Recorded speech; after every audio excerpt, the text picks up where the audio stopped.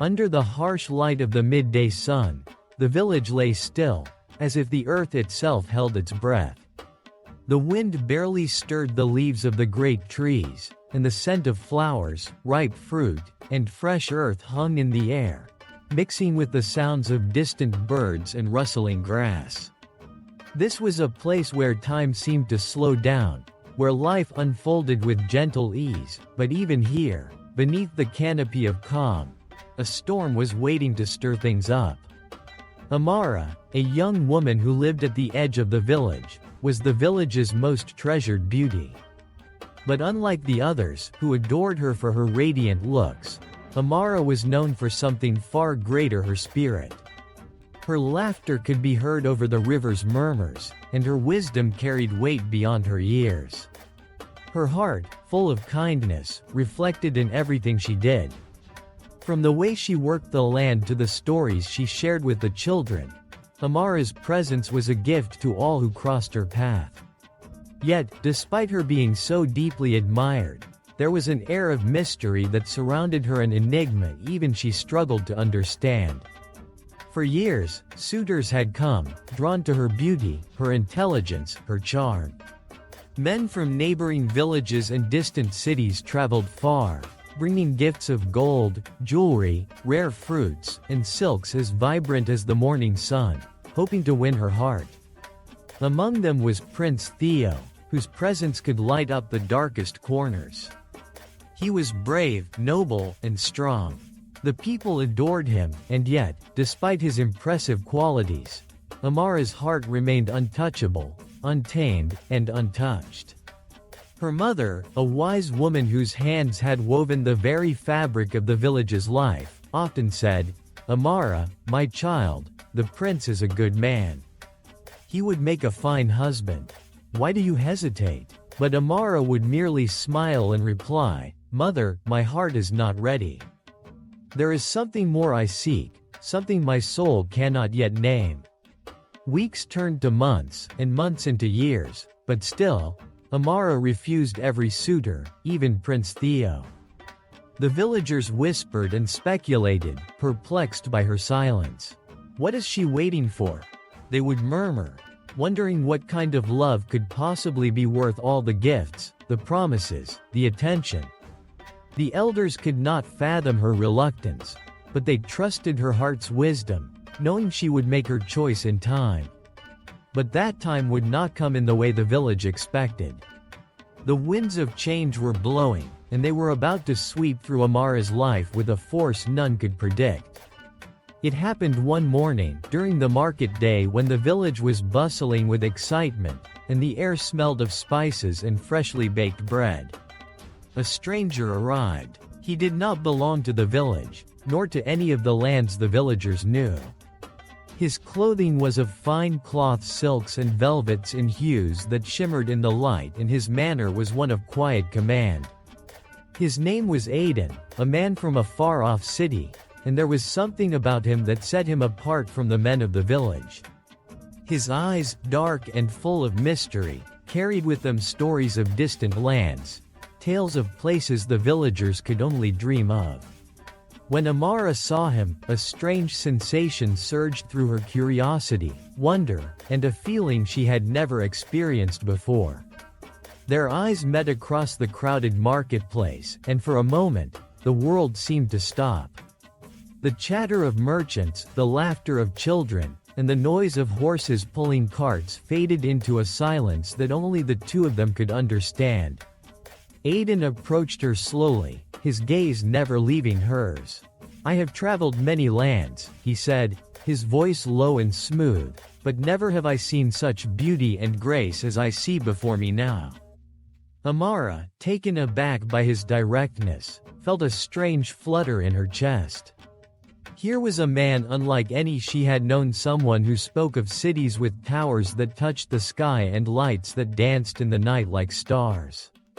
He spoke of other worlds, of grand adventures, and for the first time, Amara felt the pull of something beyond the village she had called home. She was entranced, caught between the life she knew and the mysterious future that Aiden spoke of. Days turned into weeks, and Aiden became a frequent visitor to the village.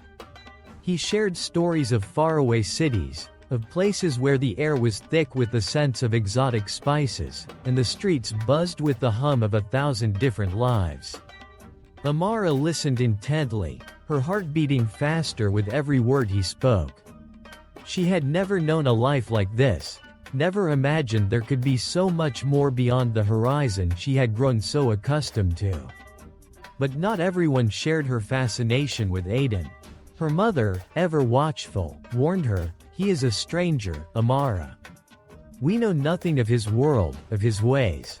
Be careful, my child." But Amara, her mind alight with the visions of far-off places, could not resist. The pull of the unknown, the promise of something greater than her small village, was too strong.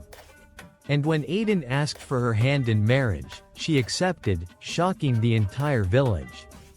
"I will go with him," she told her mother, her voice trembling with a mixture of excitement and fear. "I will see the world he has spoken of." The news spread quickly, and the village buzzed with talk of Amara's decision. "She has chosen the stranger," they said.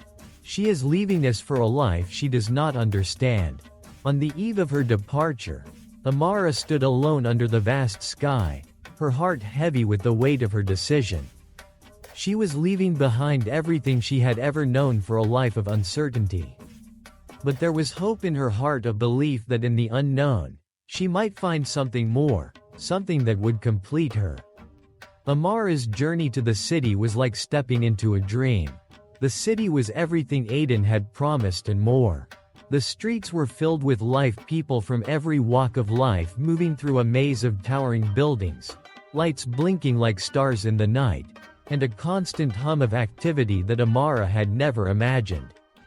It was a world alive with color and sound, a stark contrast to the peaceful stillness of her village.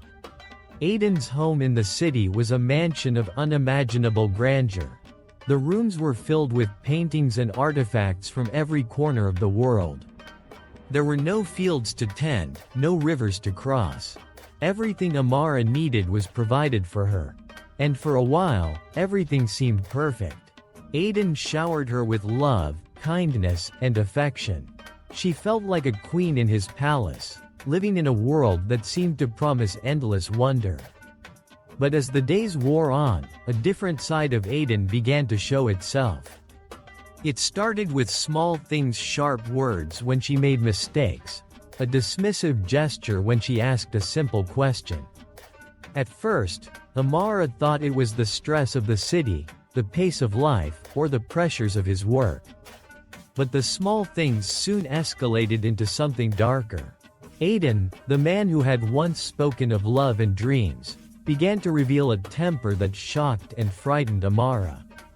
He would shout at her for the smallest of infractions, sometimes even hitting her when she spoke out of turn. The man she had believed in was turning into someone she did not recognize. Amara tried to adapt, tried to make sense of the anger, but the weight of fears soon clouded her every moment. She found herself walking on eggshells, trying to avoid provoking him, hoping the tension would dissipate. When she spoke with her mother on the phone, her voice trembled, though she lied and told her mother everything was fine. "I'm happy, Mother," she would say, though the words felt hollow in her mouth. Her heart grew heavy with the lie, and each day felt like an unbearable weight. The man she had believed in was turning into someone she did not recognize. The city, once a place of dreams, now felt like a prison. Amara missed the simplicity of her village, the laughter of her friends, and the warmth of the familiar faces that had once surrounded her. The love she had hoped for had turned to dust, and with each passing day, the dream of adventure seemed further out of reach. It was one evening, as Aiden left on yet another trip, that the truth finally hit her. She was not happy. She had made a mistake. The life she had chosen, the life she had dreamed of, was turning into a nightmare. She yearned for the safety and love of her village, for the peace she had left behind. And so, with a heavy heart, Amara made the decision that would change everything. She would return to the village. She would leave Aiden, leave the city, and find her way back to herself. It was a decision born of fear, but also of hope that she could reclaim the life she had lost. The journey back was long and filled with uncertainty, but Amara's heart pushed her forward. She thought of her mother, her friends, the fields, and the river she had once known so well. Fear gnawed at her, but the longing for home was stronger than any doubt. When she finally reached the village, it was as if nothing had changed. The same old trees, the same paths, the same faces. But for Amara, everything was different. She had come home to a place that was familiar, yet she felt like a stranger. She walked slowly toward her mother's hut, her heart pounding in her chest. Her mother was the first to see her. She rushed forward, embracing her daughter with tears in her eyes. The warmth of that embrace filled Amara with relief, a sense of belonging she had not felt in so long. "Mother, I was lost," Amara whispered. "But now I've found my way back. Can you forgive me?" Her mother held her tighter. "You never needed to find your way back, my child. You only needed to remember that love always lives in the heart that seeks it." In that moment, Amara knew she had found something far more precious than anything Aiden could ever offer. She had found herself again. And with that, her journey was complete.